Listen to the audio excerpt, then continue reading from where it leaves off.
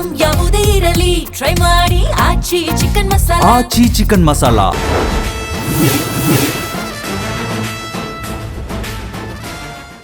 ನಮಸ್ಕಾರ, ಜಿ ಮುಖಾಮುಖಿ ಕಾರ್ಯಕ್ರಮಕ್ಕೆ ಸ್ವಾಗತ. ನಾನು ದಿವೇಶ್ರೇ. ಅಂತಾರಾಷ್ಟ್ರೀಯ ಮಟ್ಟದಲ್ಲಿ ಅಮೆರಿಕ, ಇರಾನ್, ಇಸ್ರೇಲ್ನ ಯುದ್ಧ, ರಾಜ್ಯ ಮಟ್ಟದಲ್ಲಿ ಉಪಚುನಾವಣೆಯ ಕದನ. ಹಾಗಾಗಿ ಅಂತಾರಾಷ್ಟ್ರೀಯ ಮಟ್ಟದ ಆ ಯುದ್ಧ ಭಾರತದ, ಅದರಲ್ಲೂ ಕರ್ನಾಟಕದ ಆರೋಗ್ಯ ಇಲಾಖೆಗೆ ಏನಾದರೂ ತೊಡಕನ್ನು ಉಂಟು ಮಾಡ್ತಿದೆಯಾ? ಇನ್ನು ಉಪಚುನಾವಣೆಯ ವಿಚಾರಕ್ಕೆ ಬರೋದಾದರೆ ಬಹಳ ಮುಖ್ಯವಾಗಿ ಗೆಲುವು ಯಾರಿಗೆ, ಈ ರೀತಿಯ ಒಂದಷ್ಟು ಕುತೂಹಲಗಳಿದ್ದಾವೆ. ಇವತ್ತು ನಮ್ಮ ಕಾರ್ಯಕ್ರಮದಲ್ಲಿ ಆರೋಗ್ಯ ಇಲಾಖೆ ಸಚಿವರಾಗಿರುವಂತಹ ದಿನೇಶ್ ಗುಂಡೂರಾವ್ ಅವರಿದ್ದಾರೆ. ಮೊದಲಿಗೆ ಅವರಿಗೆ ಕಾರ್ಯಕ್ರಮಕ್ಕೆ ಸ್ವಾಗತವನ್ನು ಕೋರೋಣ. ಸರ್, ಕಾರ್ಯಕ್ರಮಕ್ಕೆ ಸ್ವಾಗತ. ನಮಸ್ಕಾರ. ಅಂತಾರಾಷ್ಟ್ರೀಯ ಮಟ್ಟದಲ್ಲಿ ದೊಡ್ಡ ಕದನ ಆಗ್ತಾ ಇದೆ ಸರ್, ಅಮೆರಿಕ, ಇರಾನ್, ಇಸ್ರೇಲ್. ಇಲ್ಲಿ ರಾಜ್ಯದಲ್ಲಿ ಉಪಚುನಾವಣೆಯ ಕದನ, ಗೆಲುವು ಯಾರಿಗೆ ಸರ್? ಉಪಚುನಾವಣೆ ನೋಡಿ, ಇದು ಸಹಜವಾಗಿ ನೋಡಿದ್ರೆ ಕಳೆದ ಬಾರಿನೂ ಕೂಡ ನಾವು ಉಪಚುನಾವಣೆಯಲ್ಲಿ ಗೆಲುವು ಸಾಧಿಸಿದೋ ನಮ್ಮ ಸರ್ಕಾರ ಬಂದ ಮೇಲೆ. ಆದ್ದರಿಂದ ಈ ಬಾರಿನೂ ಕೂಡ ನಮಗೆ ಎರಡರಲ್ಲೂ ನಮಗೆ ಗೆಲುವು ಆಗುತ್ತೆ ಅಂತ ವಿಶ್ವಾಸ ಇದೆ. ಚನ್ನಪಟ್ಟಣ ಅಂತ ಕ್ಷೇತ್ರದಲ್ಲೇ ನಾವು ಭಾಳ ಪ್ರತಿಷ್ಠಿತವಾದಂಥ ಚುನಾವಣೆ ಆಗಿತ್ತು, ಅದನ್ನು ನಾವು ಗೆಲುವನ್ನು ಸಾಧಿಸ್ತಕ್ಕಂಥದ್ದಾಯಿತು. ಆ ಕಾರಣದಿಂದ ಖಂಡಿತವಾಗಿಯೂ ಇದಕ್ಕೆ ಅವಕಾಶ ಇದೆ. ದಾವಣಗೆರೆ ಮತ್ತು ಬಾಗಲಕೋಟೆ ಎರಡು ನಮ್ಮ ಕ್ಷೇತ್ರಗಳೇ. ನಮ್ಮ ಇಬ್ಬರು ಶಾಸಕರೇ ಏನು ಇದ್ದರು, ಶಾಮನೂರು ಶಿವಶಂಕರಪ್ಪನವರು ಮತ್ತು ಮೇಟಿಯವರು ಇಬ್ಬರು ಒಳ್ಳೆ ಪ್ರಭಾವಿ ನಾಯಕರು, ಒಳ್ಳೆ ಕೆಲಸ ಮಾಡಿದರು, ಒಳ್ಳೆ ಹೆಸರಿತ್ತು.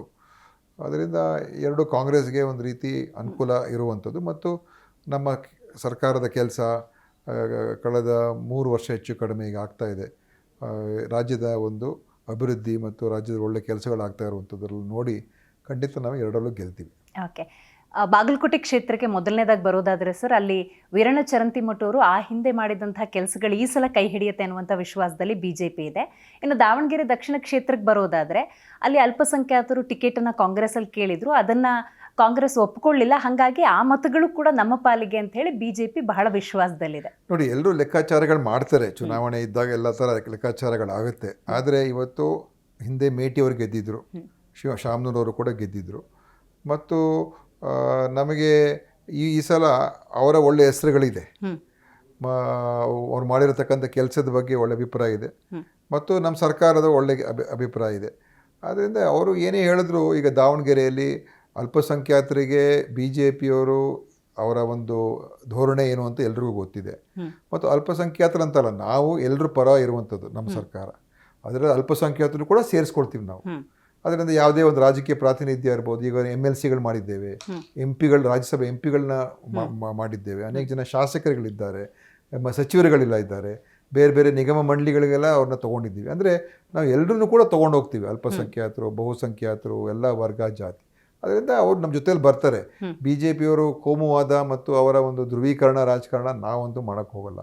ಅದರಿಂದ ಕೆಲವರಿಗೆ ಆಕಾಂಕ್ಷಿಗಳು ಇರ್ತಾರೆ, ಸ್ವಲ್ಪ ಬೇಜಾರಾಗಿರ್ಬೋದು, ಆದರೆ ಸರಿ ಹೋಗ್ತದೆ ಮತ್ತು ಚುನಾವಣೆಯಲ್ಲಿ ನಮ್ಮ ಪರ ನಿಲ್ತಾರೆ.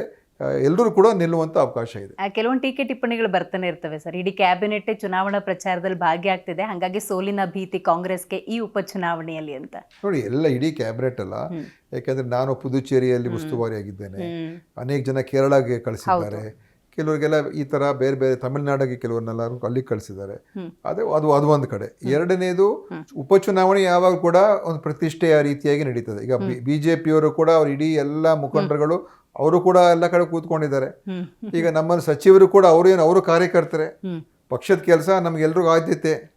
ಅದರಿಂದ ಸಚಿವರಾಗಿದ್ದ ತಕ್ಷಣ ನಾವು ಕ್ಯಾಂಪೇನ್ಗೆ ಹೋಗಲ್ಲ, ಜವಾಬ್ದಾರಿ ತಗೊಳ್ಳ ಅಂತ ಹೇಳುವಂಥದ್ದು ಏನಿದೆ, ಮಾಡಲೇಬೇಕಾಗ್ತದೆ. ಅದರಿಂದ ಅದು ಯಾವುದೇ ಒಂದು ವಿಷಯದಲ್ಲಿ ಯಾರೂ ಅದನ್ನು ತಪ್ಪು ಅಂತ ಹೇಳೋಕ್ಕಾಗೋದಿಲ್ಲ.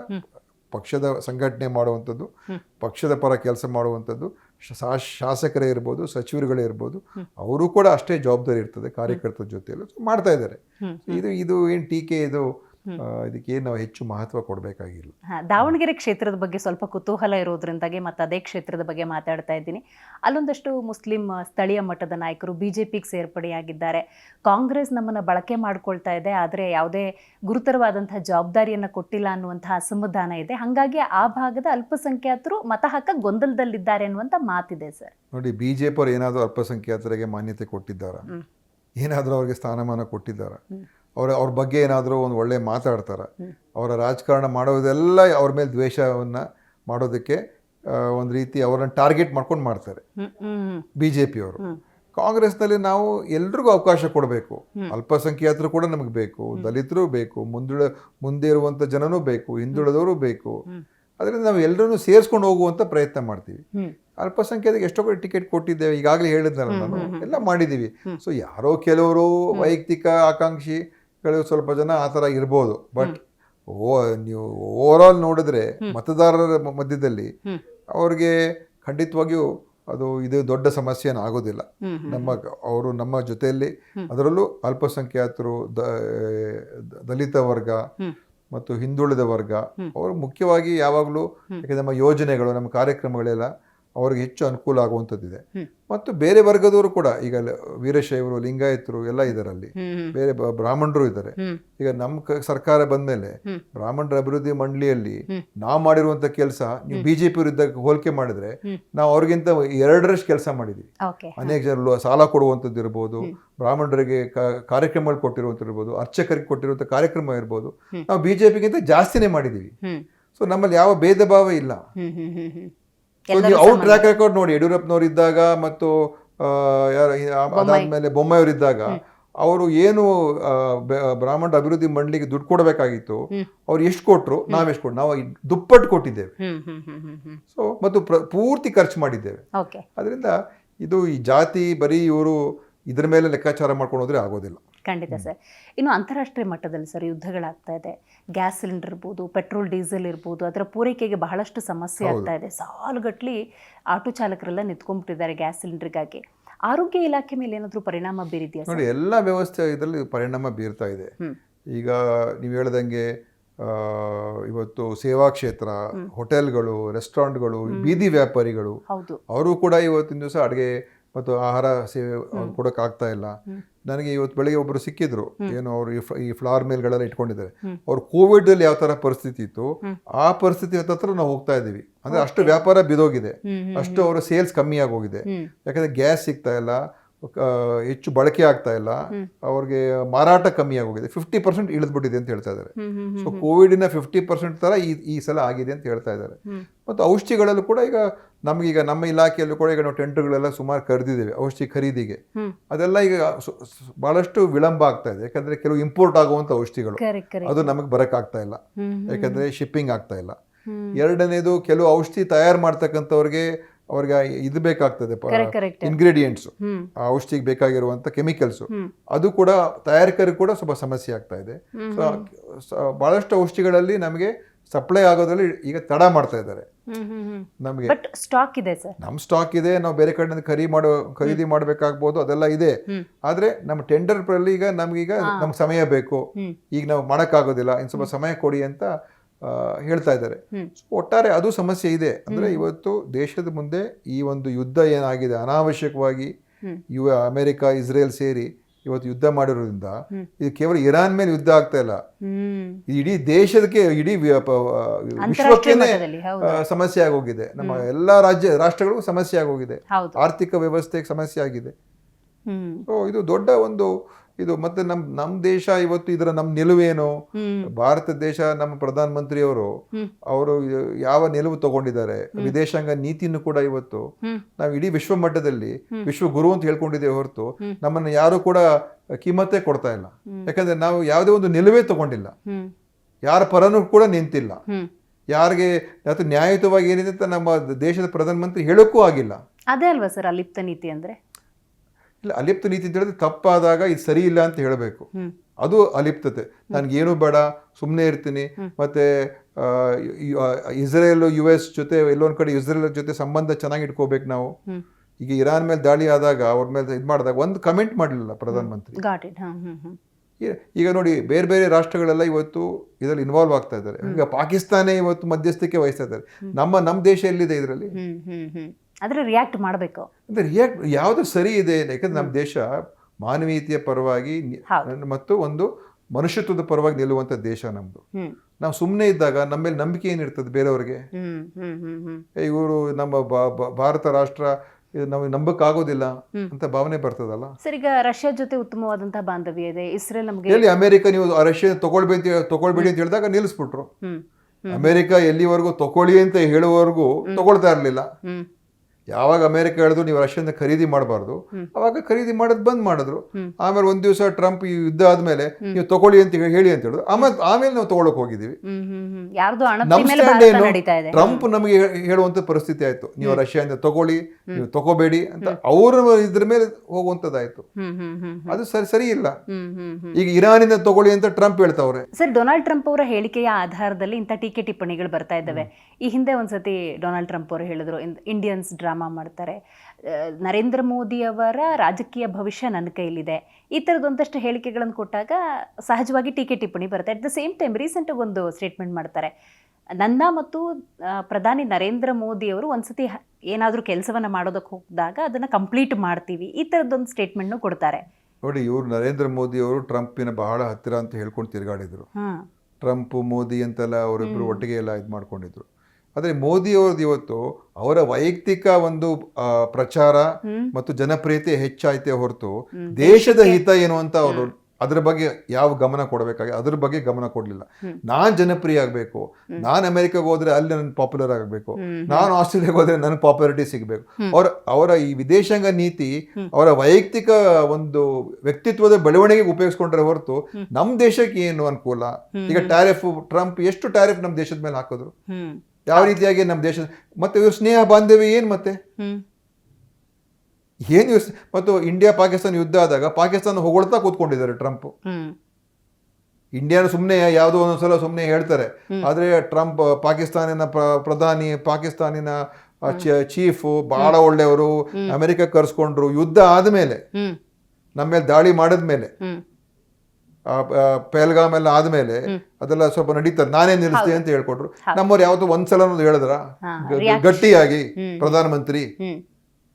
ಸೊ ಇದು ನಾವು ಹೇಳುವಂಥದ್ದು ಎಲ್ಲೊಂದು ಕಡೆ ಅವರ ವೈಯಕ್ತಿಕ ಪರ್ಸನಾಲಿಟಿ, ಅವರ ವೈಯಕ್ತಿಕ ಬಾಂಧವ್ಯ ಅವ್ರ ಮುಖ್ಯ ಆಯ್ತೆ ಹೊರತು ದೇಶಕ್ಕೆ ಏನು ಅನುಕೂಲ ಆಯ್ತು ಅದು ಪ್ರಧಾನಮಂತ್ರಿ ನೋಡ್ಲಿಲ್ಲ. ಹಾಗಾದ್ರೆ ಈ ಕ್ರೈಸಿಸ್ ಟೈಮಲ್ಲಿ ಸರ್ ಕೇಂದ್ರ ಸರ್ಕಾರ ಸರಿಯಾಗಿ ಪರಿಸ್ಥಿತಿ ನಿಭಾಯಿಸ್ತಿದ್ಯಾ? ಇವತ್ತು ಅದೇ ನಾನು ಹೇಳಿದ್ನಲ್ಲ, ಎಲ್ಲಿದ್ದೀವಿ ನಾವು, ಎಲ್ಲಿ ನಮ್ಮ ದೇಶದ ಇದರಲ್ಲಿ ಏನು ಪಾತ್ರ ಇದೆ? ಏನೂ ಇಲ್ಲ. ಇವತ್ತು ಬ್ರಿಕ್ಸ್ ಅಂತ ಇದೆ ಒಂದು ಸಂಸ್ಥೆ, ಬ್ರೆಜಿಲ್, ರಷ್ಯಾ, ಇಂಡಿಯಾ, ಚೈನಾ ಮತ್ತು ಅದರಲ್ಲಿ ಇನ್ನು ಇರಾನು ಇದ್ದಾರೆ, ಬೇರೆ ಬೇರೆ ರಾಷ್ಟ್ರಗಳೆಲ್ಲ ಸೇರ್ಕೊಂಡಿದ್ದಾರೆ. ಅದರ ಅಧ್ಯಕ್ಷತೆ ಇವತ್ತು ಭಾರತಕ್ಕಿದೆ ಈ ವರ್ಷ. ಏನಿದೆ ಅವ್ರ ಸ್ಟ್ಯಾಂಡು? ಏನಾದ್ರೂ ಹೇಳಿಕೆ ಕೊಟ್ಟಿದ್ದಾರಾ? ಏನಿಲ್ಲ. ಪ್ರಧಾನಮಂತ್ರಿಯಿಂದ ಒಂದು ಹೇಳಿಕೆ ಬರೋದಿಲ್ಲ. ಸುಮ್ಮನೆ ಏನೋ ಒಂದು ಮಾತಾಡೋದು, ಯಾವುದೇ ಒಂದು ಸ್ಪಷ್ಟ ನಿಲುವಿಲ್ಲ, ಏನು ಹೇಳ್ತಾ ಇಲ್ಲ. ಸೊ ಇದು ಎಲ್ಲೊಂದ್ ಕಡೆ ನಮ್ಮ ಹಿಂದೆ ನಾವು ಈಗ ಭಾರತ ದೇಶ ಬಹಳ ಬೆಳೆದಿದೆ. ಅವಾಗ ನೆಹರು ಅವರು ಇದ್ದಾಗ ಏನಿತ್ತು ಭಾರತ ದೇಶ? ಸ್ವತಂತ್ರ ಬಂದಿತ್ತು, ಬಡತನ ಇತ್ತು, ಆದ್ರೂ ವಿಶ್ವ ಮಟ್ಟದಲ್ಲಿ ಅವ್ರಿಗೊಂದು ನೈತಿಕ ಬಲ ಇತ್ತು. ನೆಹರು ಹೇಳಿದ್ರೆ ಜನ ಮಾತು ಕೇಳ್ತಾ ಇದ್ರು, ಇಂದಿರಾ ಗಾಂಧಿ ಅವರು ಹೇಳಿದ್ರೆ ಮಾತು ಕೇಳ್ತಾ ಇದ್ರೆ. ಇವರೇನೋ ಯಾವ್ದೋ ಈ ಅಮೆರಿಕ ಮೇಲೆ ಎದ್ದು ನಿಂತು ಹೋರಾಟ ಮಾಡಿ ಇಂದಿರಾ ಗಾಂಧಿ ಅವರು ಅಷ್ಟು ಧೈರ್ಯವಾಗಿ ಮಾತಾಡ್ತಾ ಇದ್ರು. ಈಗ ನಮ್ಮ ದೇಶ ಇವತ್ತು ಅದಕ್ಕಿಂತ ಹೆಚ್ಚು ಪವರ್ಫುಲ್ ಆಗಿದ್ದೀವಿ, ಆರ್ಥಿಕವಾಗಿ ಎಲ್ಲ ಬೆಳವಣಿಗೆಗಳಾಗಿದೆ, ಎಷ್ಟು ಬೆಳೆದಿದ್ದೀವಿ ನಾವು. ಇಂಥ ಸಮಯದಲ್ಲಿ ನಮ್ಮ ವಾಯ್ಸೇ ಇಲ್ಲ ಅಂತ ಹೇಳಿದ್ರೆ, ಯಾವಾಗ ದುರ್ಬಲ ಆಗಿತ್ತು ದೇಶ ಅವತ್ತು ವಾಯ್ಸ್ ಇತ್ತು, ಇವತ್ತು ಯಾಕೆ ವಾಯ್ಸ್ ಇಲ್ಲ? ಯಾಕಂದ್ರೆ ಇವರ ವೈಯಕ್ತಿಕ ಬೆಳವಣಿಗೆ ಹೆಚ್ಚಾಯ್ತೆ ಹೊರತು ಅಬ್ ಕಿ ಬಾರ್ ಟ್ರಂಪ್ ಸರ್ಕಾರ ಅಂತ ಹೇಳ್ಬಿಟ್ಟು ಬಂದವರು ಪ್ರಧಾನಮಂತ್ರಿ. ಇವತ್ತು ಏನಿದೆ, ನಮಗೆ ಏನು ಲಾಭ ಸಿಕ್ಕಿದೆ? ಖಂಡಿತ ಸರ್. ದಿಟ್ಟ ನಿಲುವಿನ ಬಗ್ಗೆ ಮಾತಾಡೋದಾದ್ರೆ, ಕರ್ನಾಟಕ ರಾಜ್ಯ ಸರ್ಕಾರ ಅಂದಾಗ ದ್ವಿಭಾಷಾ ನೀತಿಯತ್ತ ಗಮನ ಹಾಕಿದೆ. ಒಂದು ಹೇರಿಕೆ ಇತ್ತು, ಆ 3ನೇ ಭಾಷೆ ಅನ್ನೋದು ಮಕ್ಕಳಿಗೆ ಕಠಿಣವಾಗಿತ್ತು. ಅದಕ್ಕೆ ನೀವು ಓದ್ತೀರಾ, ಪರೀಕ್ಷೆನೂ ಬರೀತೀರಾ, ಆದರೆ ಅಂಕಗಳಿಗೆ ಪರಿಗಣನೆ ಮಾಡೋದಿಲ್ಲ, ಹಾಗಾಗಿ ನಿಮ್ಗೊಂದು ಲಿಬರ್ಟಿ ಇರುತ್ತೆ ಅನ್ನುವಂಥ ಸ್ಪಷ್ಟ ಸಂದೇಶ. ಇದ್ರ ಬಗ್ಗೆ ಏನು ಹೇಳ್ತೀರಿ ಸರ್? ಅದರಲ್ಲಿ ಗ್ರೇಡಿಂಗ್ ಕೊಡ್ತೀವಿ ಅಂತ ಹೇಳಿದ್ದಾರೆ. ಹೌದು. ಸೊ ಗ್ರೇಡಿಂಗ್ ಅಂತ ನಮಗೆ ಆ ಒಂದು ಸಬ್ಜೆಕ್ಟ್ ಬಗ್ಗೆ ಜ್ಞಾನ ಇರಬೇಕು, ತಿಳ್ಕೊಂಡಿರ್ಬೇಕು, ಕಲಿಯೋಕೇನು ತೊಂದರೆ ಇಲ್ಲ, ಕಲಿಯೋಕೇನು ತೊಂದರೆ ಇಲ್ಲ ಅಂತ ಒಂದು ಅದ್ರ ಇರಬೇಕೆ ಹೊರತು ಅದರಿಂದನೇ ಅದ್ರಲ್ಲಿ ಮಾರ್ಕ್ಸ್ ಕಮ್ಮಿ. ಈಗ ಅನೇಕ ಜನ ಹಿಂದಿಯಲ್ಲಿ ಮಾರ್ಕ್ಸ್ ಕಮ್ಮಿ ಆಗಿ ಅವರು ತೇರ್ಗಡೆ ಆಗ್ತಾ ಇರಲಿಲ್ಲ, ಲಕ್ಷಾಂತರ ಮಕ್ಕಳು. ಅದನ್ನ ನಾವು ಅದಕ್ಕೋಸ್ಕರನೇ ಒಂದು ವರ್ಷ ಅವರು ಪಾಸ್ ಆಗಿ ವೇಸ್ಟ್ ಆಗ್ತಾ ಇತ್ತು. ಅದಕ್ಕೆ ನಾವು ಅದಕ್ಕೋಸ್ಕರನೇ ನೀವು ಎಕ್ಸಾಮ್ ಓದಿ, ಎಕ್ಸಾಮ್ಗೋಸ್ಕರ ಓದ್ಕೊಂಡು ಬರೀರಿ, ಕಲಿಸ್ತೀವಿ ಅಂತ ಹೇಳಿದೀವಿ. ಗ್ರೇಡಿಂಗ್ ಸಿಸ್ಟಮ್ ಮಾಡ್ತೀವಿ, ಅದರಿಂದ ಏನಾಗ್ತದೆ ಅಷ್ಟೊಂದು ಅವ್ರಿಗೆ ಸಮಸ್ಯೆ ಆಗೋದಿಲ್ಲ ಅಂತ ಹೇಳಿ ಮಾಡಿರುವಂತ ನೀತಿ. ತ್ರಿಭಾಷೆ ನೀತಿಗೆ ನಾವು ಇದೀವಿ, ಆದ್ರೆ ಅದನ್ನ ಮಕ್ಕಳಿಗೆ ತೊಂದರೆ ಆಗದೆ ಇದ್ದಂಥ ರೀತಿಯಲ್ಲಿ, ಯಾಕಂದ್ರೆ ಗ್ರಾಮೀಣ ಭಾಗದ ಮಕ್ಕಳು ಅವ್ರಿಗೆಲ್ಲರೂ ಕೂಡ ಇದನ್ನ ಸಮಸ್ಯೆ ಆಗಬಾರ್ದು ಅಂತ ಅಷ್ಟೇ, ಅದರಲ್ಲಿ ಬೇರೆ ಇನ್ನೇನಿಲ್ಲ. ಓಕೆ ಸರ್, ಇನ್ನು ನಿಮ್ಮ ಇಲಾಖೆ ವಿಚಾರಕ್ಕೆ ಬರೋದಾದ್ರೆ, ವರ್ಗಾವಣೆಯಲ್ಲಿ ಟ್ರಾನ್ಸ್ಪರೆನ್ಸಿಯನ್ನು ತರುವಂಥ ನಿಟ್ಟಿನಲ್ಲಿ ಕ್ರಮಕ್ಕೆ ಮುಂದಾಗಿದ್ದರೆ ಇದ್ರ ಬಗ್ಗೆ ಹೇಳಿ ಸರ್. ನೋಡಿ, ಆಡಳಿತದಲ್ಲಿ ಪಾರದರ್ಶಕತೆ ಇರಬೇಕು ಮತ್ತು ಅದಕ್ಕೆ ಜವಾಬ್ದಾರಿ ನಿಗದಿಯಾಗಬೇಕು ಮತ್ತು ಅದರಲ್ಲಿ ಯಾವುದೇ ರೀತಿಯ ರಾಜಕೀಯ ಹಸ್ತಕ್ಷೇಪ ಇರಬಾರ್ದು ಅಂತ. ಅದಕ್ಕೆ ನಾವು ಏನು ಕೌನ್ಸಿಲಿಂಗ್ ಆ್ಯಕ್ಟ್ ಇತ್ತು, ನಮ್ಮ ಮೊದಲೇ ಇತ್ತು, ನಮ್ಮ ಕೌನ್ಸಿಲಿಂಗ್ ಯಾರೂ ಇಂಪ್ಲಿಮೆಂಟ್ ಮಾಡಿರಲಿಲ್ಲ. 2013 ಅಥವಾ 12 ಬಂದಿತ್ತದು ಆ್ಯಕ್ಟು. ಅದು ಯಾರು ಇಂಪ್ಲಿಮೆಂಟ್ ಮಾಡೋಕ್ಕೆ ಹೋಗಿರಲಿಲ್ಲ, ಯಾಕಂದರೆ ಪೊಲಿಟಿಕಲ್ ಪ್ರೆಷರು, ಇನ್ಫ್ಲೂಯೆನ್ಸ್ ಮೇಲೆ ಬರೋದು. ಅದ್ರಲ್ಲಿ ನಾವು ಹೋದ ವರ್ಷ ನಾವು ಮಾಡಿದೋ, ಅದ್ರ ಹಿಂದಿನ ವರ್ಷನೇ ಪ್ರಯತ್ನ ಮಾಡಿದ್ದು, ಅವ್ರಿಗೆಲ್ಲ ಕೋರ್ಟ್ಗೆ ಹೋಗಿ ಸ್ಟೇ ತಂದರು ಎಲ್ಲರೂ. ಆದರೆ ಹೋದ ವರ್ಷ ನಾವೆಲ್ಲ ಸರಿಪಡಿಸ್ಕೊಂಡು ನಾವು ಮಾಡಿದ್ವು. ಕೋರ್ಟ್ಗೆಲ್ಲ ಹೋದ್ರು, ಹೈಕೋರ್ಟು, ಸುಪ್ರೀಂ ಎಲ್ಲ ಕಡೆ ಹೋದ್ರು, ಎಲ್ಲೂ ಅವ್ರಿಗೆ ಸ್ಟೇ ಸಿಕ್ಕಲಿಲ್ಲ. ಸುಮಾರು 5700 ನಮ್ಮ ಆರೋಗ್ಯ ಇಲಾಖೆಯಲ್ಲಿ ವರ್ಗಾವಣೆಗಳಾಯಿತು. ಮತ್ತು ಆರೋಗ್ಯ ಇಲಾಖೆ, ಆಯುಷ್ ಇಲಾಖೆ, ನಮ್ಮ ಏನು ಆಹಾರ ಸುರಕ್ಷತೆ ಮತ್ತು ಔಷಧಿ ನಿಯಂತ್ರಣ, drug control department, food safety, ಎಲ್ಲ ಥರದ್ದು ನಾವೀಗ ಕೌನ್ಸಿಲಿಂಗ್ ಮುಖಾಂತರ ಆಗಬೇಕು. ಅವರ ಸೀನಿಯಾರಿಟಿ ಪ್ರಕಾರ ಅವರಿಗೆ ಆಪ್ಷನ್ ಸಿಗ್ತದೆ, ಅದನ್ನು ಮಾಡುವಂಥದ್ದು ಮಾಡಿದ್ವಿ. ಸೊ ಅದು ನಿಜವಾಗ್ಲೂ ದೊಡ್ಡ ಬದಲಾವಣೆ. ಅದು ಈ ವರ್ಷ ಮತ್ತೆ ಮಾಡ್ತಾ ಇದ್ದೀವಿ, 2ನೇ ವರ್ಷ ಆಗುತ್ತೆ. ಬಹುಶಃ ಇದು ನಮ್ಮ ಇಲಾಖೆಯಲ್ಲಿ ಒಂದು ಪಾರದರ್ಶಕತೆಗೆ ದೊಡ್ಡ ಹೆಜ್ಜೆ, ಮತ್ತೆ ಭ್ರಷ್ಟಾಚಾರವನ್ನ ತಡೆಗಟ್ಟಿಸುವಂಥದ್ದು. ಯಾಕಂದ್ರೆ ಬೆಂಗಳೂರು ಬರೋದಕ್ಕೆ, ದೊಡ್ಡ ದೊಡ್ಡ ಆಸ್ಪತ್ರೆಗೆ ಹೋಗೋದಕ್ಕೆ ಇನ್ಫ್ಲೂಯೆನ್ಸು, ಅದಕ್ಕೆ ಅವರು ಯಾರ ಹತ್ರ ಹೋಗೋದು, MLA ಗಳ ಹತ್ರ, ಮಂತ್ರಿಗಳ ಹತ್ರ, ಇನ್ನೊಬ್ರ ಹತ್ರ, ಅವ್ರ ಹತ್ರ ಹೋಗೋದು, ಇನ್ಫ್ಲೂಯೆನ್ಸ್ ಮಾಡಿಸ್ಕೊಳ್ಳೋದು, ಬಂದ್ಬಿಡೋದು. ಮತ್ತೆ ಒಂದೇ ಕಡೆ, ಈಗ ಬೆಂಗಳೂರಿನಲ್ಲಿ ಎಷ್ಟೋ ಜನ 15-20 ವರ್ಷ ಇಲ್ಲೇ ಇದ್ದಾರೆ, ಇಲ್ಲೇ ಹೇಗೋ ಮಾಡ್ಕೊಂಡು ಇಲ್ಲೇ ಉಳ್ಕೊಂಡ್ಬಿಡ್ತಾರೆ. ಬೇರೆಯವ್ರಿಗೆ ಯಾರು ಇಲ್ಲಿ ಬರೋದಕ್ಕೆ ಬಿಡೋದಿಲ್ಲ. ಸೊ ಅಂಥವ್ರಿಗೆಲ್ಲ ಕಡ್ಡಾಯವಾಗಿ ಅವ್ರು ಹೊರಗೆ ಹೋಗ್ಲೇಬೇಕು. ಆ ಥರ ಮಾಡೋದು. ಯಾರು ಲಾಂಗ್ ಸ್ಟ್ಯಾಂಡಿಂಗ್ ಇದ್ದಾರೆ ಅವ್ರು ಕಡ್ಡಾಯವಾಗಿ ಹೊರಗೆ ಹೋಗ್ಬೇಕು. ಸೊ ಆ ಥರ ಮಾಡಿದಾಗ ಏನಾಯ್ತು, ಅದು ಎಲ್ರಿಗೂ ಒಂದು ಅವಕಾಶಗಳು ಸಿಗುವಂಥದ್ದು ಕೂಡ ಆಯಿತು. ಇದು ಬಹಳ ಒಳ್ಳೆ ಇದು ಮಾಡಿದ್ದೇವೆ. ಇದು ಸೆಕೆಂಡ್ ಇಯರ್ ಅಲ್ಲ ಸರ್? ಇದು ಈಗ ಏಪ್ರಿಲ್ ಮತ್ತೆ ಈಗ ಆಗತ್ತೆ, ಈಗ ಏಪ್ರಿಲ್ ಮೇಗೆ ಮತ್ತೆ 2ನೇ ವರ್ಷ ಕೌನ್ಸಿಲಿಂಗ್ ಆಗ್ತದೆ. ಸೊ ಅದರ ಪ್ರಕಾರ ಮಾಡ್ಕೊಂಡು ಇನ್ನೂ ಇಂಪ್ರೂವ್ ಮಾಡ್ತಾ ಇದ್ದೀವಿ. ಪಾಸಿಟಿವ್ ರೆಸ್ಪಾನ್ಸ್ ಸಿಕ್ಕಿದೆಯಾ ಸರ್ ಈ ಪ್ರಯತ್ನಕ್ಕೆ? ನೋಡಿ, ಒಳ್ಳೆ ಯಾರು ಆಗಿರ್ತದೆ ಅವ್ರು ಏನು ಹೆಚ್ಚು ಮಾತಾಡಲ್ಲ, ಯಾರಿಗೆ ತೊಂದರೆ ಆಗುತ್ತೆ ಅವರೇ ಹೆಚ್ಚು ಮಾತಾಡೋದು. ಬಟ್ ಅದು ಸ್ವಲ್ಪ ನಾವು ಹೋದ ಸಲ ಮಾಡಿದಾಗ ಕೆಲವು ಬದಲಾವಣೆಗಳು ಮಾಡಬೇಕಾಗಿತ್ತು. ಯಾಕಂದ್ರೆ ಕೆಲವರಿಗೆ ಗಂಡ ಹೆಂಡತಿ ಪ್ರಕರಣಗಳು, ಅಥವಾ ಕೆಲವರಿಗೆ ಮಕ್ಕಳಿರ್ತಾರೆ, ಓದ್ತಾ ಇರ್ತಾರೆ, ಓದೋದಂತಲ್ಲ, ಅವ್ರಿಗೆ ಆರೋಗ್ಯ ಸಮಸ್ಯೆ, ಅದು ಚಿಕ್ಕ ಮಕ್ಕಳು, ಅವ್ರ ದೂರ ಇಡಕ್ಕಾಗಲ್ಲ. ಈ ತರದೆಲ್ಲ ಕೆಲವು ಮಾನವೀಯ ದೃಷ್ಟಿಯಿಂದ ಅವ್ರಿಗೆ ಏನು ಚಾಯ್ಸ್ ಬೇಸ್ಡ್ ಟ್ರಾನ್ಸ್ಫರ್, ಅವರೇ ಆಯ್ಕೆ ಮಾಡ್ಕೋಬಹುದು ಟ್ರಾನ್ಸ್ಫರ್, ಇಂಥ ಸಮಸ್ಯೆಗಳಿದ್ರೆ ಅಂಥದಕ್ಕೆಲ್ಲ ಅವಕಾಶ ಮಾಡಿಕೊಡ್ತಾ ಇದೀವಿ ಈ ಸಲ. ಓಕೆ. ಇನ್ನು KSMCL ಕಡೆಯಿಂದನೇ 80% ಔಷಧ ಪೂರೈಕೆಗೆ ಕ್ರಮ ತಗೊಂಡಿದ್ದೀರಿ ಸರ್, ಇದ್ರ ಬಗ್ಗೆ ಹೇಳಿ ಅಂತ. KSMCL ಮುಖಾಂತರ ಈಗ ನಾವು ಎಲ್ಲ ಬಹಳ ಅದನ್ನು ಕೂಡ ಪಾರದರ್ಶಕವಾಗಿ ಆಗಬೇಕು, ಟೆಂಡರ್ಗಳಾಗಬೇಕು ಮತ್ತು ವಿಳಂಬ ಆಗಬಾರ್ದು ಅಂತ ಹೇಳಿ, ಮತ್ತು ಒಳ್ಳೆ ಗುಣಮಟ್ಟದ ಔಷಧಿಗಳು ಸಿಗಬೇಕು ಅಂತ ನಾವು ಆಡಳಿತಾತ್ಮಕವಾದ ಬದಲಾವಣೆ ಮಾಡಿದ್ದೀವಿ. ಅಲ್ಲಿ ಒಂದು IAS ಅಧಿಕಾರಿನೇ ಈಗ ನಾವು MD ಮಾಡಿದ್ದೀವಿ. ಮತ್ತು ಕೆಲವು KS ಆಫೀಸರ್ಸ್ನು ಕೂಡ ಅಲ್ಲಿ ಪೋಸ್ಟಿಂಗ್ ಕೊಡಿಸಿದ್ದೀವಿ. ಅಲ್ಲಿ ಯಾರೇ ಈಗ ಹೊಸ ನಮಗೆ ಸಪ್ಲೈಯರ್ ಬಂದರೆ ಕಂಪಲ್ಸರಿ ನಾವು ಅವರ ಫ್ಯಾಕ್ಟ್ರಿ ಇನ್ಸ್ಪೆಕ್ಷನ್ ಮಾಡಬೇಕು ಅಂತ ಮಾಡಿದ್ದೀವಿ. ಆಮೇಲೆ ಅವರ ಒಂದು ಕ್ವಾಲಿಟಿ ಟೆಸ್ಟಿಂಗ್ ಅನ್ನು ಕೂಡ, ಸಪ್ಲೈ ನಮಗೆ ಅವ್ರ ಪರ್ಚೇಸ್ ಆರ್ಡರ್ ಕೊಟ್ಟ ಮೇಲೆ, ನಮಗೆ ಅವರು ಸಪ್ಲೈ ಮಾಡಿದ ಮೇಲೆ ನಮ್ಮ ಗೋಡೌನಿಂದ ನಾವು ಇನ್ನೊಮ್ಮೆ ಚೆಕ್ ಮಾಡ್ತೀವಿ ಕ್ವಾಲಿಟಿ. ಪ್ರತಿಯೊಂದು ಬ್ಯಾಚಿನ ಸ್ಯಾಂಪಲ್ ನಾವು ಟೆಸ್ಟ್ ಮಾಡ್ತೀವಿ. ಅದಾದ್ಮೇಲೆ ನಾವು ನಮ್ಮ ಆಸ್ಪತ್ರೆಗಳಿಗೆ ಕಳಿಸುವಂಥದ್ದು. ಮೊದಲು ಆ ಥರ ಇರಲಿಲ್ಲ, ಅವ್ರು ಸಪ್ಲೈ ಮಾಡಿದ ತಕ್ಷಣ ಕಳಿಸ್ಕೊಡ್ತಾ ಇದ್ದೋ, ಆಮೇಲೆ ಚೆಕ್ ಮಾಡ್ತಾ ಇದ್ದೋ. ಈಗ ಚೆಕ್ ಮಾಡಿ ನಂತರ ಸಪ್ಲೈ ಆಗೋ ಥರ ಮಾಡಿದ್ದೀವಿ. ಸೊ ಬೇಕಾದಷ್ಟು ಈ ಥರ ಎಲ್ಲ ಸುಧಾರಣೆ ಕ್ರಮಗಳು ತಗೊಳ್ತಾ ಇದ್ದೀವಿ. ಅದರಿಂದ ಈ ಕಾರ್ಪೊರೇಷನ್ನು ಒಂದು ಗಟ್ಟಿ ಮಾಡ್ತಾ ಇದ್ದೀವಿ, ಆಡಳಿತಾತ್ಮಕವಾಗಿ ಇದಕ್ಕೆ ಗಟ್ಟಿ ಮಾಡ್ತಾ ಇದ್ದೀವಿ. ಚೆನ್ನಾಗಿ ನಡಿಬೇಕು, ಒಳ್ಳೊಳ್ಳೆ ಅಧಿಕಾರಿಗಳು ಇರಬೇಕು. ಯಾಕಂದರೆ ಇದು ಸಾವಿರಾರು ಕೋಟಿ ರೂಪಾಯಿ ಅಷ್ಟು, ಯಾಕಂದರೆ ನಮ್ಮ ಇಲಾಖೆದು ಮಾಡ್ತಾ ಇದೆ. ಮುಂದಿನ ದಿವಸದಲ್ಲಿ ನಮ್ಮ ಉದ್ದೇಶ ಏನಂತ ಹೇಳಿದ್ರೆ, ವೈದ್ಯಕೀಯ ಶಿಕ್ಷಣ ಇಲಾಖೆದು ಇದೆ, ಅವ್ರದ್ದು ಕೂಡ ಈ ಕಾರ್ಪೊರೇಷನ್ ಮುಖಾಂತರ ತಗೊಳ್ಬೇಕು ಅಂತ ನಮ್ಮ ಉದ್ದೇಶ. ಯಾಕಂದ್ರೆ ಅವ್ರದೆಲ್ಲ ಈಗ ಆಸ್ಪತ್ರೆ ಮಟ್ಟದಲ್ಲಿ ಅವರೇ ಖರೀದಿ ಮಾಡೋದು. ಈಗ ನಾವು ಖರೀದಿ ಮಾಡಿಕೊಟ್ರೆ ಬೆಲೆನೂ ಕಮ್ಮಿ ಆಗ್ತದೆ, ಕ್ವಾಲಿಟಿನೂ ಚೆಕ್ ಆಗ್ತದೆ, ಪಾರದರ್ಶಕತೆ ಇರ್ತದೆ. ಯಾಕಂದ್ರೆ ನಾವು ಟೆಂಡರ್ ಪ್ರೊಸೆಸ್ ಅಲ್ಲೇ ಹೋಗ್ತೀವಿ, ಬಹಳ ಸ್ಟ್ರಿಕ್ಟ್ ಆಗಿರ್ತೀವಿ. ಇದೆಲ್ಲ ನಾವು ಮಾಡಬೇಕು ಅಂತ ನಮ್ಮ ಉದ್ದೇಶ. ಇನ್ನೊಂದು ಸರ್, ಜನಸಂಖ್ಯೆ ಆಧಾರದಲ್ಲಿ ಆಸ್ಪತ್ರೆಗಳ ನಿರ್ಮಾಣ ಅಂತ ಕುತೂಹಲ ಆಯ್ತು. ಅಂದ್ರೆ ಯಾವ ತರ ವಿಂಗಡಣೆ ಆಗುತ್ತೆ, ಹೆಂಗೆ ಇದು ಪ್ಲಾನ್ ಮಾಡ್ಕೊಂಡಿಲ್ಲ? ಅದು ಮೊದಲಿಂದನೂ ಇದೆ, ಮಾನದಂಡಗಳಿದೆ. ಒಂದು ಪ್ರಾಥಮಿಕ ಆರೋಗ್ಯ ಕೇಂದ್ರಕ್ಕೆ 20,000ದಿಂದ 30,000 ಜನಸಂಖ್ಯೆ ಇರಬೇಕು, 15,000ದಿಂದ 25,000-30,000ವರೆಗೂ ಇರಬೇಕು. ಆಮೇಲೆ ಒಂದು ಸಮುದಾಯ ಆರೋಗ್ಯ ಕೇಂದ್ರ ಅಂತ ಹೇಳಿದ್ರೆ ಅದು 70,000ದಿಂದ 1,00,000 ಹೆಚ್ಚು ಕಡಿಮೆ ಜನಸಂಖ್ಯೆ ಇರಬೇಕು. ಆವಾಗ ಒಂದು ಸಮುದಾಯ ಆರೋಗ್ಯ ಕೇಂದ್ರ ಮಾಡ್ಬೋದು, ತಾಲೂಕಾ ಮಟ್ಟದ ತಾಲೂಕು ಆಸ್ಪತ್ರೆ, ಜಿಲ್ಲಾ ಮಟ್ಟದ ಜಿಲ್ಲಾ ಆಸ್ಪತ್ರೆ, ಈ ಥರ. ಮತ್ತು ಗ್ರಾಮ ಮಟ್ಟದಲ್ಲಿ ನಮ್ಮ ಸಬ್ ಸೆಂಟರ್ಗಳಿದೆ, ಅದು ಕೂಡ ಒಂದು ಹಳ್ಳಿಗೆ ಅಥವಾ 2 ಹಳ್ಳಿಗೆ ಒಂದೊಂದು ಉಪಕೇಂದ್ರ ಇರಬೇಕು. ಇದು ನಮ್ಮ ಮಾನದಂಡ, ಹಳೆಯ ಮಾನದಂಡ. ಹೃದಯ ಜ್ಯೋತಿ ಅನ್ನುವಂತಹ ಕಾರ್ಯಕ್ರಮದ ಬಗ್ಗೆ ಹೌದು, ಅದು ನಮ್ಮ ಬಹಳ ಯಶಸ್ವಿಯ ಕಾರ್ಯಕ್ರಮ, ಪುನೀತ್ ರಾಜ್ಕುಮಾರ್ ಹೃದಯ ಜ್ಯೋತಿ ಯೋಜನೆ.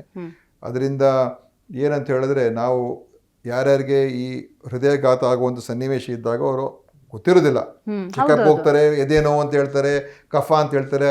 ಅವಾಗ ECG ಚೆಕ್ ಮಾಡ್ತೀವಿ ನಮ್ಮ ತಾಲೂಕು ಆಸ್ಪತ್ರೆಗಳಲ್ಲಿ.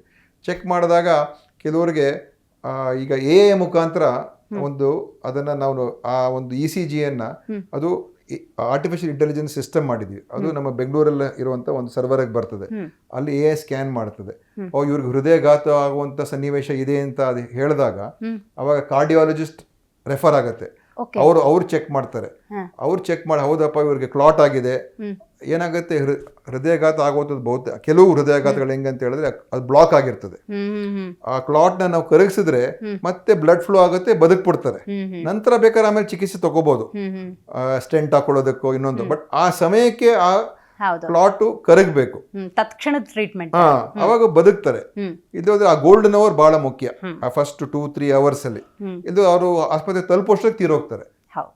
ಸೊ ನಮಗೆ ಅದನ್ನು ಉಳಿಸ್ಬೇಕು ಅಂತ ಹೇಳಿ ಒಂದೊಂದು ಇಂಜೆಕ್ಷನ್ ಅದಕ್ಕೆ ಒಂದು ಸುಮಾರು 20,000 to 25,000 ರೂಪಾಯಿ. ಅದನ್ನು ನಾವು ಈಗ 80 ತಾಲೂಕು ಆಸ್ಪತ್ರೆಗಳಲ್ಲಿ ನಾವು ಅದನ್ನು ಅಳವಡಿಸಿದ್ದೇವೆ, ಫ್ರೀಯಾಗಿ ಕೊಡ್ತೀವಿ. ಅವರು ಈ ECG ಆಗಿ AI ಮುಖಾಂತರ ಚೆಕ್ ಮಾಡಿ, ಕಾರ್ಡಿಯಾಲಜಿಸ್ಟ್ ಚೆಕ್ ಮಾಡಿ, ಮತ್ತೆ ವಾಪಸ್ ಮೆಸೇಜ್ ಕೊಡ್ತೀವಿ ತಾಲೂಕು ಆಸ್ಪತ್ರೆಗೆ. ಅವರು ನೀವು ಇಂಜೆಕ್ಷನ್ ಕೊಡಿ ಅಂತ ಮೆಸೇಜ್ ಕೊಟ್ಟರೆ ಅವ್ರು ಕೊಡ್ತಾರೆ. ಇದೆಲ್ಲ ಆಗುವಂಥದ್ದು ಕೇವಲ 8 ರಿಂದ 10 ನಿಮಿಷ ಒಳಗಡೆ. ವಿದಿನ್ 10 minutes ಈ ಪ್ರೊಸೆಸ್ ಮುಗ್ದೋಗ್ತದೆ. ಈ ರೆಫರ್ ಆಗೋದು, ಅವ್ರು ನೋಡೋದು, ಅವ್ರು ಮತ್ತೆ ಇವ್ರು ತಿಳಿಸೋದು, ಇವ್ರು ಕೂಡಲೇ ಇಂಜೆಕ್ಷನ್ ಕೊಡೋದು. ಸೊ ಅವ್ರು ಬದುಕಿಸ್ತೀವಿ ನಾವು. ಈ ತರ ಸುಮಾರು 12,000 ಜನರಿಗೆ ನಾವು ಈ ಇಂಜೆಕ್ಷನ್ ಕೊಡಿಸಿದೀವಿ. ಅದು ಅದ್ಭುತ. ಅದು ಯಾಕಂದ್ರೆ ಹೆಚ್ಚು ಕಡಿಮೆ ಅವರ ಹೃದಯನ ಉಳಿಸ್ದು, ಅವ್ರ ಜೀವ ಉಳಿಸ್ದು, ಕುಟುಂಬಗಳನ್ನು ಉಳಿಸ್ದಂಗೆನೆ. ಸೊ ಈಗ ನಾವು ಇದನ್ನ ಇಡೀ ರಾಜ್ಯಕ್ಕೆ ವಿಸ್ತರಣೆ ಮಾಡ್ಬೇಕು ಈ ವರ್ಷ ಅಂತ ಮಾಡ್ತಾ ಇದೀವಿ. ಅಂದ್ರೆ ಎಲ್ಲಾ ತಾಲೂಕು ಆಸ್ಪತ್ರೆಗಳು ಕೂಡ ಹೋಗ್ಬೇಕು, ಮತ್ತು ಕೆಲವು ಹೈ ಲೋಡ್ ಇರುವಂತ ಹೆಚ್ಚು ಜನ ಬರುವಂತ ಸಮುದಾಯ ಕೇಂದ್ರಗಳು ಕೂಡ ತಗೊಳ್ಬೇಕು ಅಂತ ನಾವು ಮಾಡ್ತಾ ಇದೀವಿ. ಯಾಕಂದ್ರೆ ಇದು ಎಲ್ರಿಗೂ ಮುಟ್ಲಿ ಈ ವರ್ಷ ಅಂತ. ಬಹಳ ಯಶಸ್ವಿಯಾದಂತ ಯೋಜನೆ. ಸರಿ, 2.25 ವರ್ಷದಲ್ಲಿ ನಿಮ್ಮ ಇಲಾಖೆಯಲ್ಲಿ ನೀವು ಮಾಡಿರುವಂತ ಕೆಲಸ ತೃಪ್ತಿ ತಂದಿದ್ಯಾ ನಿಮ್ಗೆ? ನನಗನ್ಸುತ್ತೆ ನನಗಿನ್ನೂ ತೃಪ್ತಿ ತಂದಿದೆ. ಒಳ್ಳೊಳ್ಳೆ ಕೆಲಸಗಳು ಮಾಡಿದ್ದೀವಿ ಅಂತ. ಚೆನ್ನಾಗಿ ಅನೇಕ ಈಗ ಆಶಾ ಕಿರಣ ಯೋಜನೆ, ಪುನೀತ್ ರಾಜ್ಕುಮಾರ್ ಹೃದಯ ಜ್ಯೋತಿ ಯೋಜನೆ, ಆಮೇಲೆ ನಮ್ಮ ಆಡಳಿತ ವ್ಯವಸ್ಥೆ ಸುಧಾರಣೆ, ಮತ್ತು ನಮ್ಮ ಫುಡ್ ಅಂಡ್ ಡ್ರಗ್ ಕಂಟ್ರೋಲ್, ಅದನ್ನ ಮರ್ಜ್ ಮಾಡಿದೆ ನಾನು. ಮತ್ತು ಫುಡ್ ಅಂಡ್ ಡ್ರಗ್ ಕಮಿಷನರ್ ಹಾಕಿದ್ದೀನಿ ಈಗ. ಮೊದಲು ಯಾರಿರಲಿಲ್ಲ ಡ್ರಗ್ ಕಂಟ್ರೋಲ್ ಡಿಪಾರ್ಟ್ಮೆಂಟ್ ಅಲ್ಲಿ, ಯಾರಿಗೆ ಏನಾಗ್ತದೆ ಗೊತ್ತಾಗ್ತಾ ಇರಲಿಲ್ಲ. ಯಾಕಂದ್ರೆ ಅಲ್ಲಿರೋರೇ ಅವರೇ ಡ್ರಗ್ ಕಂಟ್ರೋಲರ್ ಆಗ್ತದೆ. ಈಗ ಅವ್ರ ಮೇಲೆ IAS ಆಫೀಸರ್ ಹಾಕಿದ್ದೀವಿ. ಸೊ ಆ ಸುಧಾರಣೆಗಳಾಗಿದೆ. ಆಮೇಲೆ ಡೇ ಕೇರ್ ಕಿಮೋಥೆರಪಿ ಕೇಂದ್ರಗಳನ್ನ ನಮ್ಮ ಎಲ್ಲ ಜಿಲ್ಲಾ ಆಸ್ಪತ್ರೆಗಳಲ್ಲಿ ನಾವು ಅದನ್ನ ಪ್ರಾರಂಭ ಮಾಡಿದ್ದೀವಿ.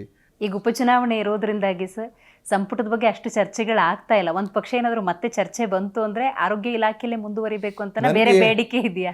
ನನಗೆ ಆ ಥರ ಏನಿಲ್ಲ, ಅದು ಏನು ತೀರ್ಮಾನ ತಗೊಳ್ತಾರೆ. ಬಟ್ ನನಗೆ ಈ ಇಲಾಖೆಯಲ್ಲಿ ಮುಂದುವರಿಬೇಕು ಅಂತ ನನಗೆ ಆಸೆ ಇದೆ. ಯಾಕಂದ್ರೆ ಈಗ ನಾವು 108 ಆಂಬ್ಯುಲೆನ್ಸ್ ಅದನ್ನ ಪೂರ್ತಿ ಈಗ ನಮ್ಮ ರಾಜ್ಯ ಸರ್ಕಾರನೇ ಕಂಟ್ರೋಲ್ ತಗೊಳ್ತಾ ಇದೀವಿ. ಈಗ ತಗೊಂಡ್ಬಿಟ್ಟಿದೀವಿ. ಈಗ ಅದನ್ನ ಅಂತಿಮ ರೂಪಕ್ಕೆ ತರ್ತಾ ಇದೀವಿ. ಒಳ್ಳೆ ಆಧುನಿಕ ವ್ಯವಸ್ಥೆ ತರ್ತಾ ಇದೀವಿ. ಎಲ್ಲಿವರೆಗಿದೆ ಅಂತ ಹೇಳಿದ್ರೆ ನಾವು ಪ್ರತಿಯೊಂದು ಟ್ರ್ಯಾಕ್ ಮಾಡ್ಬೋದು. ನಾವು ಎಲ್ಲಿಂದ ಪಿಕಪ್ ಮಾಡಿದ್ದೇನೆ, ಎಲ್ಲಿಗೆ ಅವನು ಹೋಗ್ಬಿಡ್ಬೇಕು, ಹತ್ತಿರದ ಆಸ್ಪತ್ರೆ ಯಾವುದು, ಮತ್ತು ಅವರ ಏನು ಬೇರೆ ಥರ ಡೈವರ್ಟ್ ಮಾಡ್ಕೊಳ್ಳೋದಕ್ಕೆ ಅವಕಾಶ ಕೊಡಲ್ಲ, ಯಾವ ಆಸ್ಪತ್ರೆಗೆ ಹೋಗಬೇಕು ಅಂತ ಹೇಳ್ತೀವಿ. ಮತ್ತು ಬಹಳ ಆಧುನಿಕ ಒಂದು ಸಾಫ್ಟ್ವೇರ್ ತಗೊಂಡ್ಬಂದಿದ್ದೀವಿ. ಪ್ರತಿಯೊಂದರಲ್ಲೂ ಕೂಡ ಒಂದು ಟ್ಯಾಬ್ಲೆಟ್ ಇರ್ತದೆ. ಸೊ ಆಂಬ್ಯುಲೆನ್ಸ್ ಇಂದನೇ ಅವರು ಡಾಕ್ಟರ್ ಹತ್ರ ಮಾತಾಡ್ಬೋದು, ವಿಡಿಯೋ ಕಾಲ್ ಮುಖಾಂತರ ಪೇಷಂಟ್ ನ ತೋರಿಸ್ಬೋದು, ತಕ್ಷಣಕ್ಕೆ ಏನ್ ಮಾಡ್ಬೇಕು ಅಂತ ಅವ್ರು ಅಲ್ಲೇ ಅಡ್ವೈಸ್ ಮಾಡ್ಬೋದು. ಯಾಕಂದ್ರೆ ಅದು ಕ್ರೂಷಿಯಲ್ ನಮ್ಗೆ. ಏನು ಆ ಟೈಮಲ್ಲಿ ಏನ್ ಟ್ರೀಟ್ಮೆಂಟ್ ಸಿಗ್ತದೆ ಅದು ಬಹಳ ದೊಡ್ಡ ಇಂಪ್ಯಾಕ್ಟ್. ಸ್ವಲ್ಪ ತಡ ಆದ್ರೆ ಜೀವ ಹೋಗ್ಬೋದು ಅಥವಾ ಬಹಳ ದೊಡ್ಡ ಹಾನಿ ಆಗ್ಬೋದು.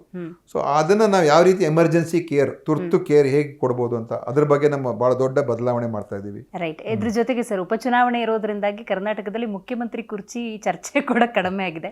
ಮತ್ತೇನಾದ್ರೂ ಅದೇ ಚರ್ಚೆಗಳು ಚುನಾವಣೆ ಆದ್ಮೇಲೆ? ಈಗಾಗಲೇ ಅದ್ರ ಬಗ್ಗೆ ಸ್ಪಷ್ಟವಾಗೆಲ್ಲ ಹೇಳಿದ್ದಾರೆ. ಇದೇನೇ ಇದ್ರು CM ಏನ್ ಹೇಳಿದ್ದಾರೆ, ಹೈಕಮಾಂಡ್ ಡಿಸಿಷನ್. ಶಿವಕುಮಾರ್ ಹೇಳಿದ್ರೆ ಹೈಕಮಾಂಡ್ ಡಿಸಿಷನ್. ಕೆಲವು MLAಗಳು ಅವರು ಇವರು ಏನೋ ಹೇಳ್ಕೊಂಡು ತಿರುಗಾಡ್ತಾರೆ ಅಷ್ಟೇ. ಬಟ್ ಇದೆಲ್ಲ ಪ್ಯೂರ್ಲಿ ಹೈಕಮಾಂಡ್. ಮತ್ತೆ ಹೈಕಮಾಂಡ್ ಡಿಸಿಷನ್ ನಾವೆಲ್ಲ ಭದ್ರ ಅಂತ ಹೇಳಿ CM ಹೇಳಿದ್ರೆ DCM ಹೇಳಿದ್ರೆ ಇನ್ನೇನ್ ಬೇಕು ನಮಗೆ? ಅಷ್ಟು ಯಾರು ಕೂಡ ಇಲ್ಲಿ ನಾವು ಅದನ್ನ ಮೀರಿ ಹೋಗೋದಿಲ್ಲ. ಸೊ ಪಕ್ಷದ ತೀರ್ಮಾನಕ್ಕೆ ನಾವೆಲ್ಲರೂ ಒಳಗಾಗಿದ್ದೇವೆ. ಖಂಡಿತ ಸರ್. ಇವತ್ತಿನ ಕಾರ್ಯಕ್ರಮದಲ್ಲಿ ನೀವು ಭಾಗಿಯಾಗಿ ಕರ್ನಾಟಕ ರಾಜ್ಯದ ಆರೋಗ್ಯದ ಜವಾಬ್ದಾರಿಯನ್ನು ತಗೊಂಡಿದ್ದೀರಿ ಸರ್. ಒಂದು ತೃಪ್ತಿ ಅನ್ನೋದಿದೆ ಮುಂದಿನ ದಿನಗಳಲ್ಲಿ ಸರ್. ಇನ್ನೂ 2 ವರ್ಷಗಳ ಆಡಳಿತ ಇದೆ. ರಾಜ್ಯದ ಜನರ ಆರೋಗ್ಯವನ್ನು ಕಾಪಾಡಿ ಅಂತ ನಾವು ಕೂಡ ಕೇಳ್ಕೊಳ್ತೀವಿ ಹಲವಾರು ಯೋಜನೆಗಳ ಮೂಲಕ. Thank you so much sir ಇವತ್ತಿನ ಕಾರ್ಯಕ್ರಮದಲ್ಲಿ ಭಾಗಿಯಾಗಿದ್ದಕ್ಕೆ. ಸೊ ನೋಡಿದ್ರೆ ವೀಕ್ಷಕರು, ಇವತ್ತಿನ ಜಿ ಮುಖಾಮುಖಿ ಕಾರ್ಯಕ್ರಮದಲ್ಲಿ ಆರೋಗ್ಯ ಇಲಾಖೆ ಸಚಿವರಾಗಿರುವಂತಹ ದಿನೇಶ್ ಗುಂಡೂರಾವ್ ಅವರು ಭಾಗಿಯಾಗಿದ್ರು. ಬಹಳ ಮುಖ್ಯವಾಗಿ ಅಂತಾರಾಷ್ಟ್ರೀಯ ಮಟ್ಟದಲ್ಲಿ ಆಗ್ತಿರುವಂತಹ ಯುದ್ಧದ ಸನ್ನಿವೇಶ ರಾಜ್ಯದ ಆರೋಗ್ಯ ಇಲಾಖೆಗೆ ಯಾವ ರೀತಿ ತೊಂದರೆಯನ್ನು ಉಂಟು ಮಾಡಿದೆ, ಆದರೆ ತೊಂದರೆ ಅಂತ ಕೂತ್ಕೊಳ್ಳದೆ ಅದಕ್ಕೆ ನಾವು ಯಾವ ರೀತಿಯ ಕಟ್ಟುನಿಟ್ಟಿನ ಕ್ರಮವನ್ನು ತೆಗೆದುಕೊಂಡಿದ್ದೇವೆ ಅನ್ನೋದನ್ನು ಉಲ್ಲೇಖ ಮಾಡಿದ್ದಾರೆ. ಇನ್ನು ಉಪಚುನಾವಣೆಗೆ ಸಂಬಂಧಪಟ್ಟಂತೆ ಗೆಲುವು ನಮ್ಮದೇ ಅನ್ನುವಂತಹ ವಿಶ್ವಾಸವನ್ನು ವ್ಯಕ್ತಪಡಿಸಿದ್ದಾರೆ. ನೋಡ್ತಾ ಇರಿ ಜಿ ಕನ್ನಡ ನ್ಯೂಸ್, ಸತ್ಯವೇ ಸುದ್ದಿಯ ಜೀವಾಳ.